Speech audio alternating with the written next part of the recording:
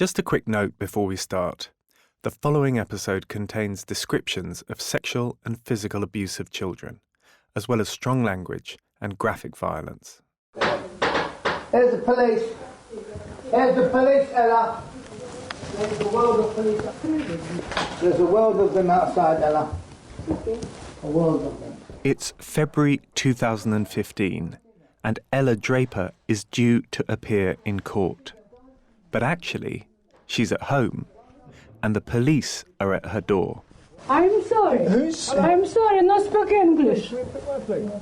I'm sorry, not speak English. No, don't open the door. Don't open the door. I don't.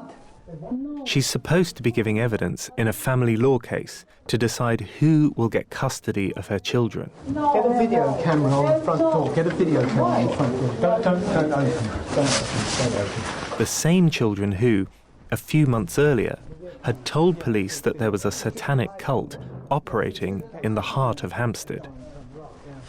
But on the day that Ella is supposed to testify, she just doesn't turn up.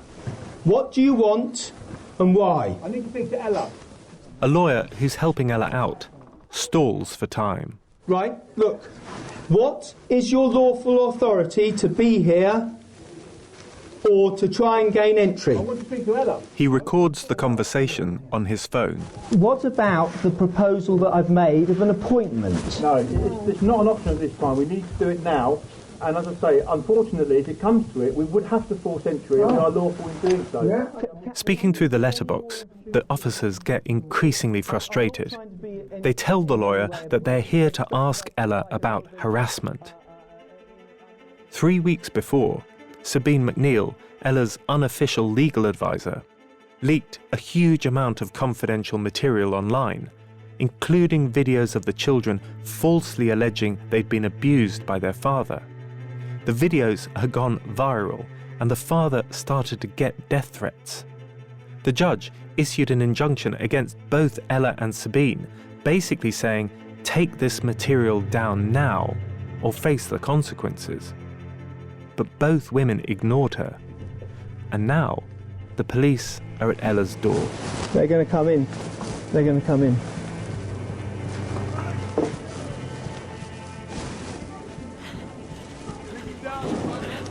They're coming in, with or without permission, but by then, it's too late. Ella runs out into the back garden of her house, climbs over the fence into her neighbour's garden, climbs over 2 more fences, reaches the street, and escapes. The next day, she leaves the country. Abraham, her partner, the guy who'd forced the children into lying about the cult, he goes with her.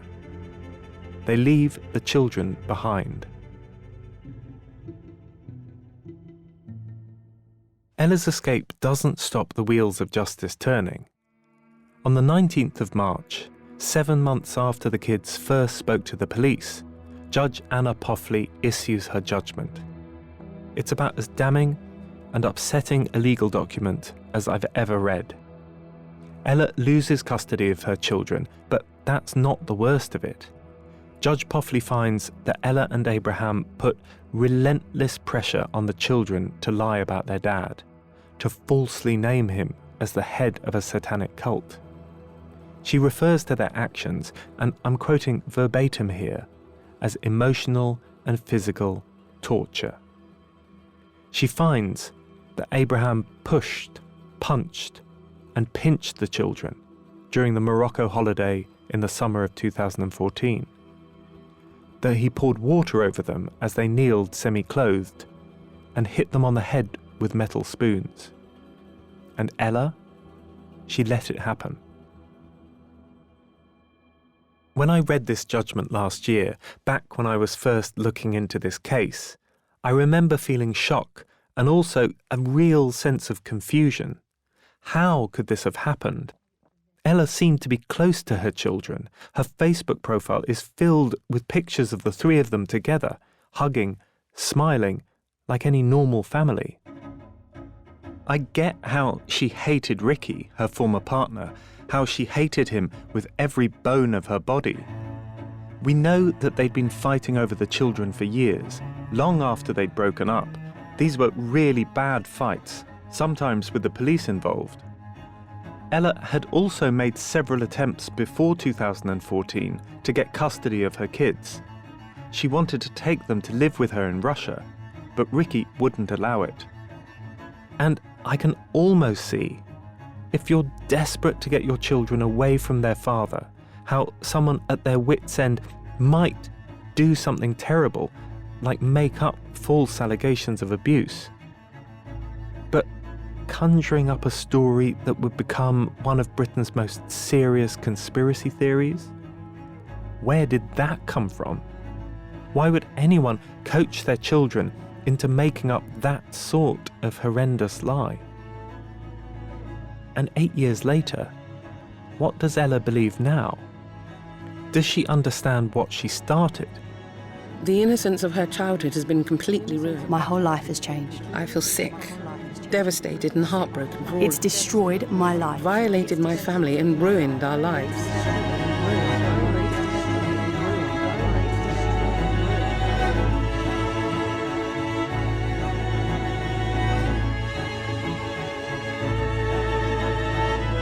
From Tortoise, I'm Alexi Mostrous, and this is Hoaxed. Episode 2, Ella's List. In the weeks after Sabine posted the children's videos online, the blast from the Hampstead hoax ripped through the internet, travelling outwards at 1,000,000 miles an hour. The story was picked up by sites like InfoWars, the huge conspiracy site run by the US hoaxer Alex Jones, and promoted by Paul Joseph Watson, Jones's UK-based number 2. An incredibly disturbing video which went viral over the weekend shows 2 British children describing how they were allegedly forced to take part in satanic ceremonies which included sexual abuse and the ritualistic murder of babies. The kids' videos crisscrossed the UK and then jumped over the Atlantic to America, where they were promoted by dozens of alt-right radio stations and conspiracy websites. It's not an exaggeration to say that material relating to this case was viewed literally tens of millions of times. They are describing cutting the heads off of children, drinking the blood, dancing with skulls. You know, the thing with the tattoos, those tattoos were in places a child should never see them.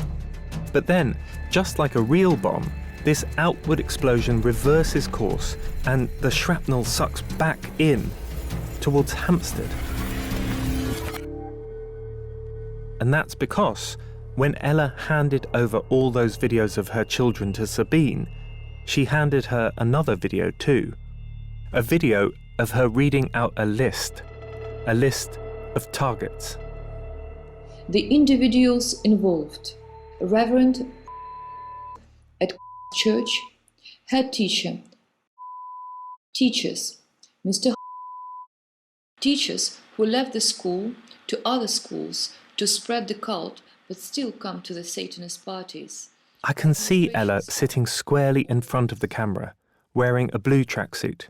She looks poised, calm. Reading from a script, she slowly goes through name after name after name, names that she says have been given to her by her children, names of cult members. 20 special families and their children include Mr.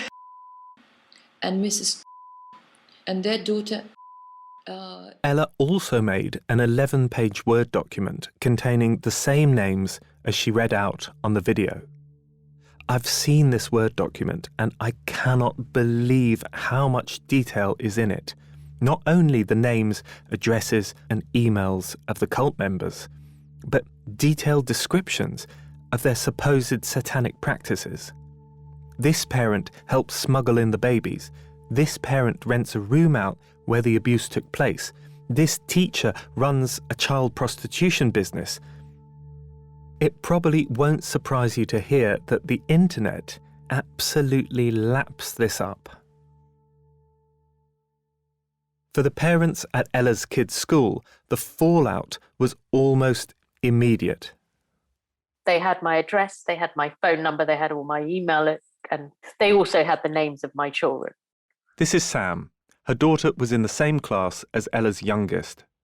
I remember my phone ringing, and it had an American number on it. And I remember thinking, oh, who's that? And I answered the phone, and this man with an American accent said something on the lines of, "You should be ashamed of yourself. You're abusing young children. You're a paedophile. You're a murderer." I remember as he was hurling all this abuse, actually not being able to get a word in, and he just hung up.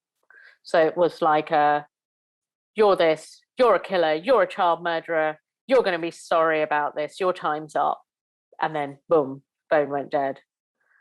Sam was far from the only parent to get death threats in 2015. Pretty much everyone on Ella's list was called, emailed, threatened. We're talking phone calls at 3 o'clock in the morning, strangers asking you if you abused children, if your own child liked sex, if they could meet your child for sex. For the parents on Ella's list, this was like an explosion ripping up their comfortable lives. And like me, they started asking, why? Why would anyone choose to set off a bomb in this lovely middle-class bubble called Hampstead? It was a bit like a fairy tale in that sense, that you're living in Hampstead, this lovely school, and it's really picturesque. It's in, this really beautiful part of Old Hampstead. There's something really lovely about it, and you walk up the steps to get to the school, and then you see this amazing church as well, which actually you can see from miles around because it's quite high up on the hill. Unless, I suppose, you were on the outside, looking in. And how did Ella fit into all of that? Like, how did you first, do you remember when you first met her? I don't think she really did fit in. I think she probably was a little bit of a misfit in some way. She wasn't that sort of stereotypical mother that probably the rest of us were, quite middle class, affluent. She never really struck me as being like some of the other mums. It was difficult to put your finger on it, but there was just something a little bit different. Could Ella have been angry at something else apart from Ricky? Could she have named so many parents as members of the satanic cult because she felt excluded? Sam tells me about a birthday party she hosted for her daughter back in 2013, before Ella had gotten together with Abraham. There was quite a few children there, as you can imagine. It was the whole class. It was a disco. Ella's son is invited, and Ella turns up with both children, drops them off at the party, and just as she's leaving, she tells Sam, "Oh, and by the way, they're vegan."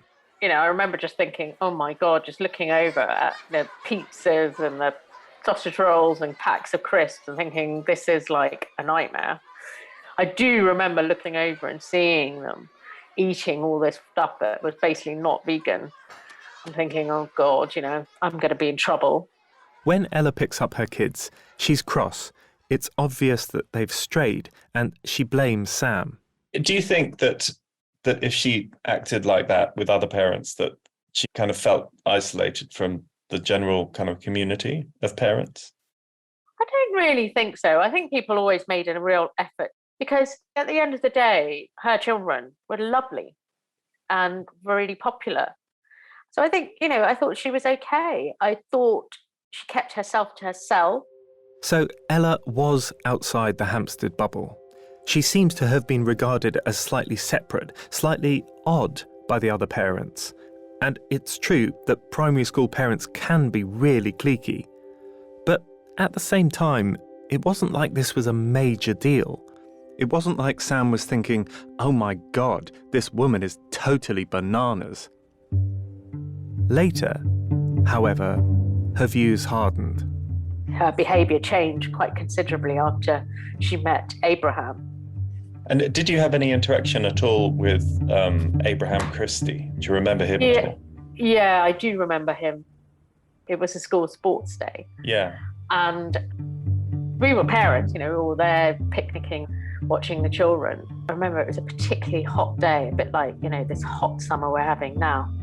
And Ella was there, and they were sunbathing while, you know, the sports day was happening. And I just remember thinking it was a bit odd because she was there in a bikini, and he arrived and he had his shirt unbuttoned all the way down, like he was exposing his chest. And it just felt completely inappropriate because it was like a school fun day. It's difficult to know what to do with this information. Going to a kid's sports day in an open shirt probably is inappropriate. But I wonder, is there an element of snobbishness here? Abraham is from Tottenham, worlds apart from Hampstead, plus he's black in what, as Sam says, is a pretty white area. So maybe Abraham felt that the other parents disapproved of him and he was pushing back, a little fuck you to the cliquey group. Then again, I've seen other photos of Abraham that I do think are inappropriate. There's one in particular that I'm thinking of, taken in Morocco in the summer of 2014, which shows him posing in a cannabis field, topless, holding some cannabis plants in his mouth. Ella is there too. She's posing in a bikini. But what makes it uncomfortable is that I know that her children are there somewhere in the background. They're out of shot, but they must have been there because the photos were taken at the same time they were being coached to come up with the hoax. And that combination, cannabis, a lack of clothing, kids, it all makes me feel a bit queasy. I thought there was something about him that made me feel uncomfortable, and I always wondered whether he had actually influenced her. By this point, Ella and Abraham had fled the country, and Sabine McNeill, the woman who had leaked the videos, was running the show. It just got worse and worse and worse and worse, and then videos were appearing on different websites, and this class list was appearing all over the place. And she wasn't content with simply posting videos of the children. From the safety of her apartment in Germany, she encouraged her followers to visit Hampstead in person. It was the first real sign for the parents that online threats could easily bleed over into the real world. And it happened in one place in particular, that fairy tale village church right next to the children's school. Right, it's Sunday the 22nd of March 2015. We're just on the way down to Hampstead to pay a little visit to a certain vicar. Naughty vicar. Naughty vicar. Indeed. Church. The famous church where all the paedophilia goes off, and the dirty pedo clergyman. He's passing school. On the corner here. The pedo school. Yeah. See, there's a group already up there waiting. The church. Where the vicar lives. What? The pedo. Stop killing babies. Stop killing children. Satanist. That one. Is she their mistress? He's a Satanist, yeah. Child killer. We were sat in church, and the members of this group were in the church. I genuinely think that they believed all this stuff that these people were publishing and had come out of curiosity. If you've seen the retraction, I don't know if you've seen the videos, but if you've seen retraction, you know there was no retraction there. It was actually child abuse. He was actually being abused by the interviewing officer. If it was an officer that interviewed him, he was playing with his mind. And then at the end of the church service, you know, when we all left the church to go home, they were all outside with banners. It was just nuts. In the middle of, like, you know, Hampstead, outside the church. No, I won't come there! Watch your children! They're fucking eating children! They're killing children! They're eating children! And I remember the priests leaving the church and they were following him and hounding him and holding placards saying murderer, you know, sex abuser, paedophile, all that kind of stuff. And it was at that time that I thought, oh my God, what is going to happen? What is going to happen? You know, is this now a safe place to live? By now, there were 3 catalysts driving the hoax: the videos of the children, the list of perpetrators, and thirdly, on-the-ground organisers like Sabine, who were directing the protesters on what to say and where to go. She even made flyers headlined, "Is your child safe?"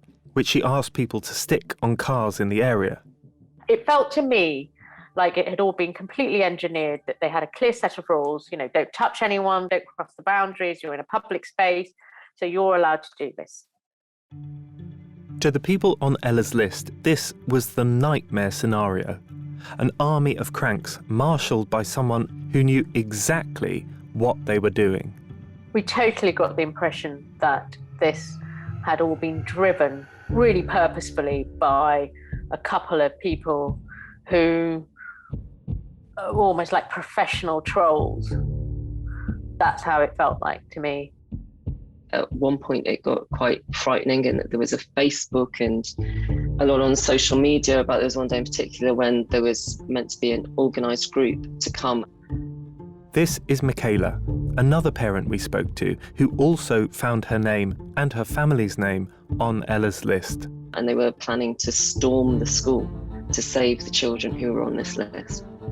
Wow. And that was a really anxious day. 2,000 people apparently had signed up to say they were going to come to the school to take the children.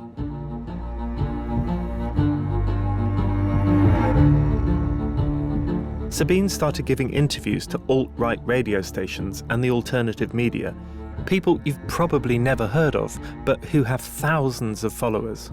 You're a hero. Tell us about the petition. Well, yes, we've hit 10,000 today. Fantastic, and there'll be more after this, you can be sure of it. And when this goes out on davidicke.com headlines tomorrow, there'll be thousands more sign it. I've no doubt about it. You know, the brave new MPs who are speaking out against it. Have you had any conversation with any of those, Sabine, any of those 2 men? I did send an email to Simon Dunshore, can you guarantee my safe return to the country? And I didn't get a response. And I emailed Tom Watson now also. Belinda has emailed all of the MPs. David Icke has just sent me a message, and he's asking, can you, first of all, let us have a link to the petition, and it'll go on David Icke's website, so a lot more people are going to see it. Millions a day look at David's website, literally millions. And he asks, respectfully asks, could you let him have a copy of the medical report, and he could report that without mentioning the source. What do you think?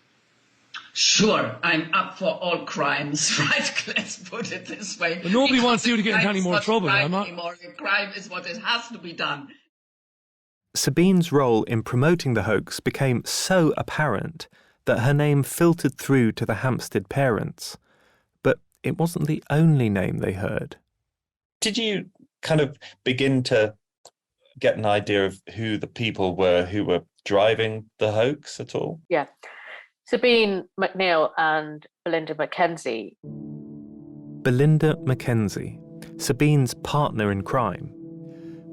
Belinda is the person who first made me realise that Sabine wasn't operating in a vacuum, that in fact she was the gateway to something larger, a coordinated ecosystem of conspiracy theorists, which have barely been reported on by the mainstream media.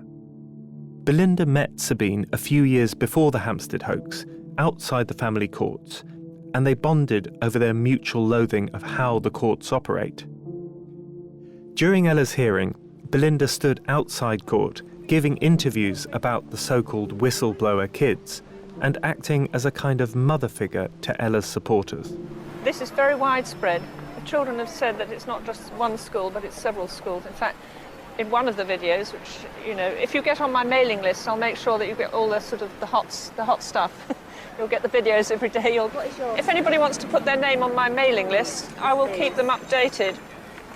Because I don't even do things by Facebook and Twitter so much because I like things to circulate a little bit quietly.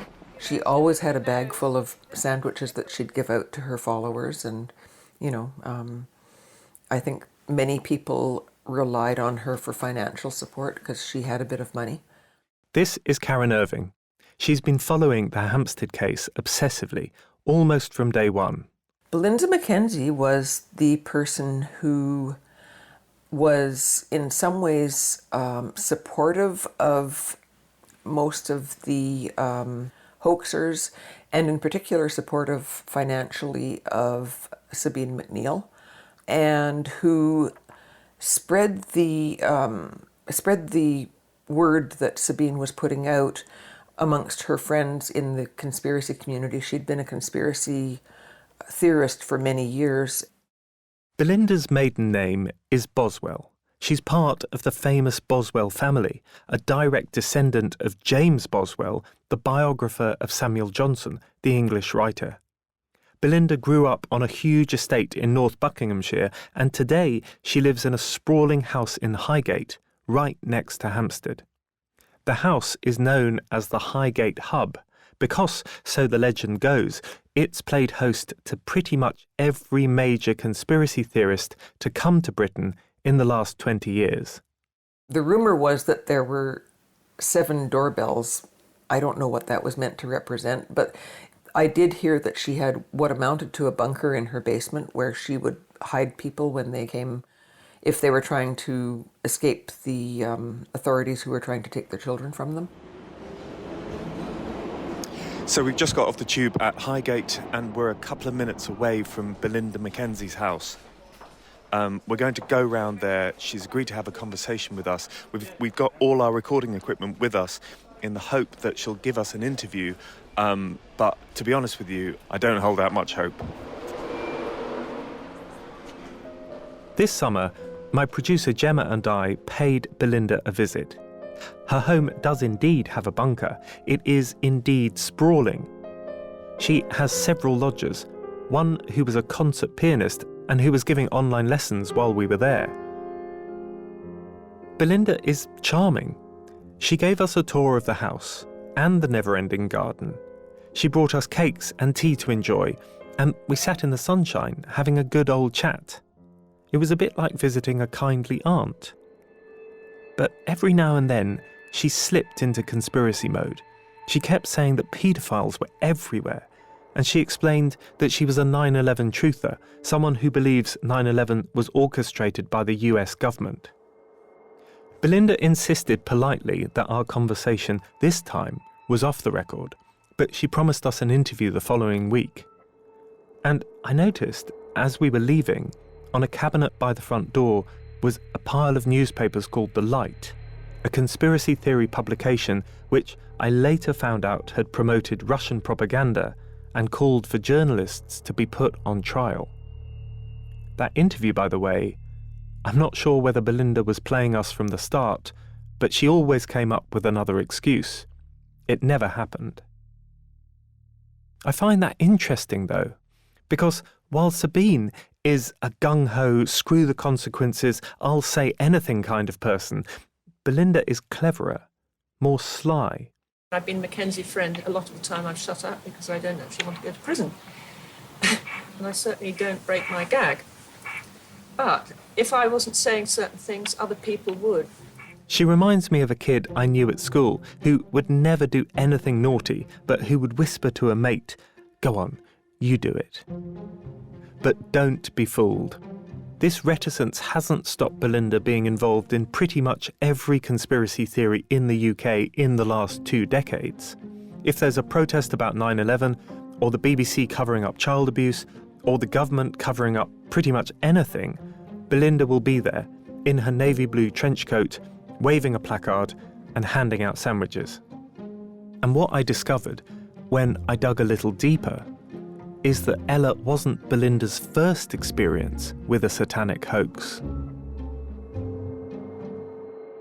A few years before, she got involved in the Holly Gregg case in Scotland. Holly was a Scottish woman with Down syndrome whose mother had alleged that she'd been sexually assaulted for 14 years. from when she was 6 years old. She gave the police the names of 22 men who had assaulted her. At the top of the list was Holly's father and high-powered people in Scotland, including police officers.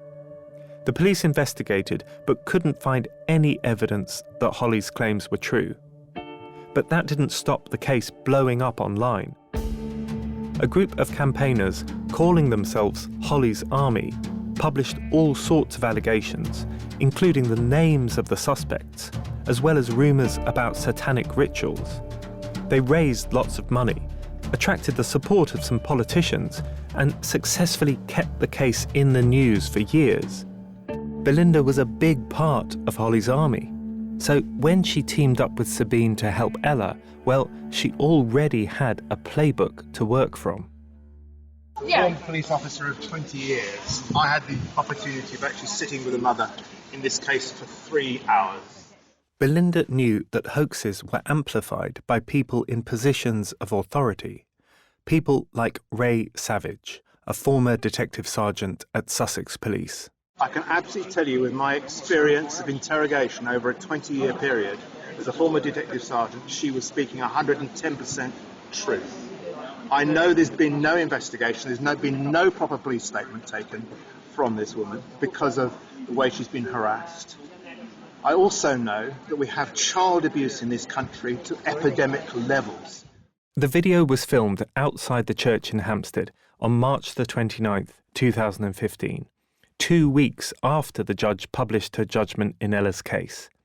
It's a wet day, and Ray, a sensible-sounding former copper in his early 60s, is wearing a raincoat. He's standing with a small group of protesters. Belinda Mackenzie is there. You can see her. I was on Saturday sitting with a former MP from the Home Office who categorically stated to me that we've got now about 1 in 10 children being abused. When I first saw this, I sent it to my producer, kind of astonished, because I think Ray sounds very persuasive, at least on the face of it. And the more I watched it, the more it became clear how much of the hoax and other hoaxes are driven by people like this, people with veneers of authority. You know those scenes in crime dramas where a detective links up clues by putting bits of string against a wall? At that moment, that's how I was feeling. By running a string from Sabine to Belinda, and then from Belinda to Ray, I was starting to map out the chief players in Conspiracy Inc. In the centre are Sabine and Belinda, and I found that they were connected to a core circle of organised conspiracy theorists, with names like Brian Garish, Jackie Farmer, Angela Power Disney, Christine Sands, and Matt Taylor. And then a separate string links them to seemingly respectable figures like Ray and to John Wedger, another former senior police officer. And from there, well, you can connect those hoaxers to senior figures in the British Parliament, to senior figures in the National Health Service, to establishment journalists, to lawyers, and to a parliamentary lobbyist who was recently jailed for kidnapping a child. But I'll come to that. Back in Hampstead, the parents on Ella's list were desperately trying to remove all the references to them online. It was a game of whack-a-mole. Every time a link was removed, 3 more would spring up. And it became quickly obvious that the police couldn't control all this online activity, that it was much more complicated than, it was almost impossible to take these sites down. Because every time you took a site down, another one would emerge. So it grew and grew and grew and grew and grew. More and more people were getting called. I know one family tried to get all the links cleared, and I think they got something like 40, 50,000 links and websites taken down. And within 3 days, they'd gone back up again. It just was continually there. I've spoken to a lot of parents, off the record and on, and they all say that the police didn't do enough in the first year or so of the hoax. In spite of protests like the one outside the Hampstead church, the police's attitude seems to have been, ignore the trolls and they'll go away. Until perhaps this happened. If nobody else wants to do it, I'll go do it. I'll go over there myself. Give me a team of people, anybody. Let's just ride over to Hampstead and kick down doors and get some blood samples and try to find out if what these kids are saying is true. Somebody needs to go in there with some gusto and vet this thing out and save these kids. In February 2015, Rupert Quaintance, an American guy from Virginia, posts a video promising to go to Hampstead and save the kids. Something terrible is going on in Hampstead. Why is this happening? Furthermore, why aren't we kicking down the doors to the schools, the churches? If you go look at the source material, you'll find out that these children are naming McDonald's and Starbucks where this stuff is happening. It's disgusting, it's despicable, it's deplorable. 8 months later, more than a year after the hoax started, Rupert followed through on his pledge. In August 2016, he flies to London and a few days later posts a photograph of himself outside the kids' school on the first day of term. And he hints in a Facebook message that he's carrying something called a biscuit knife, a short, wide blade that can fit into the coin pocket of a pair of jeans. For the parents whose names were on Ella's list, this was terrifying. The police are telling you, don't worry, these threats are only online. And then some guy, some lone operator, flies all the way from America, promising to kick down doors, and stands outside your children's school with a knife. Only Rupert Quaintance wasn't a lone operator. Far from it. Sabine and Belinda were paying for him to come to the UK in the summer of 2016. Sabine had not only donated to his GoFundMe page, but had offered him a place to stay during his trip.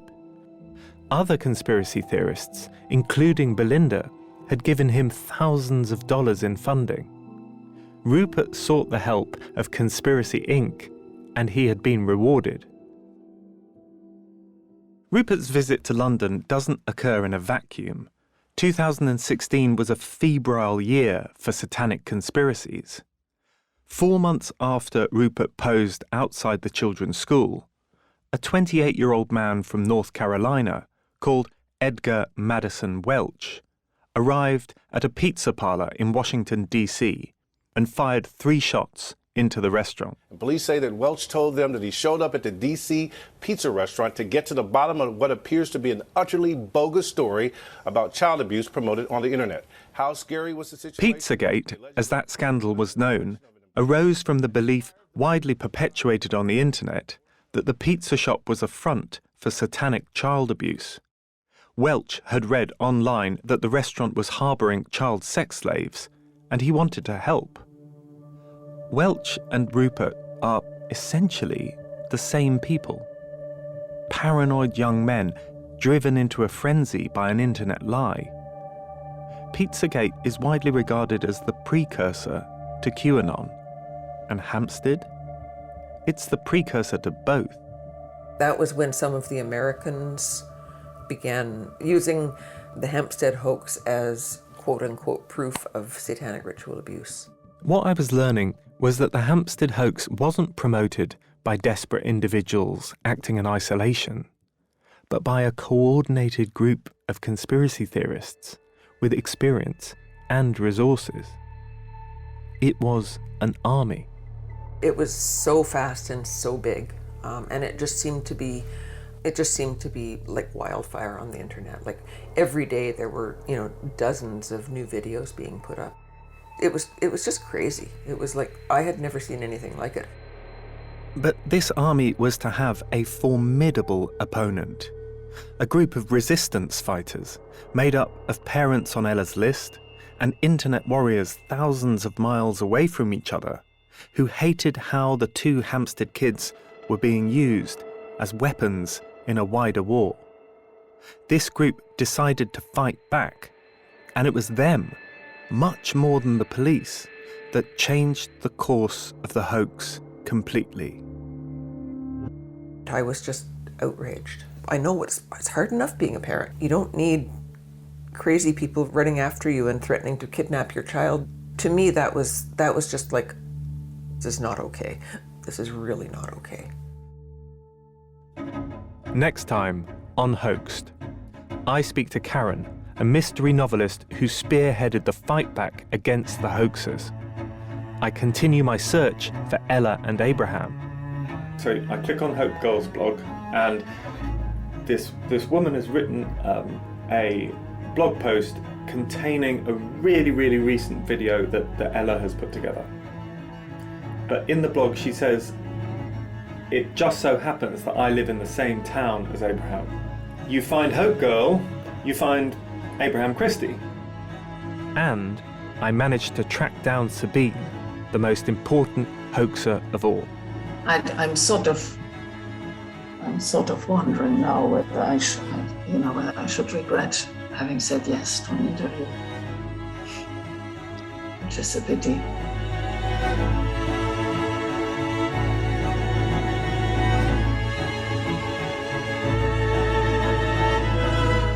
Hoaxed was brought to you by me, Alexi Mostrous, Gemma Newby, Xavier Greenwood, and Imi Harper.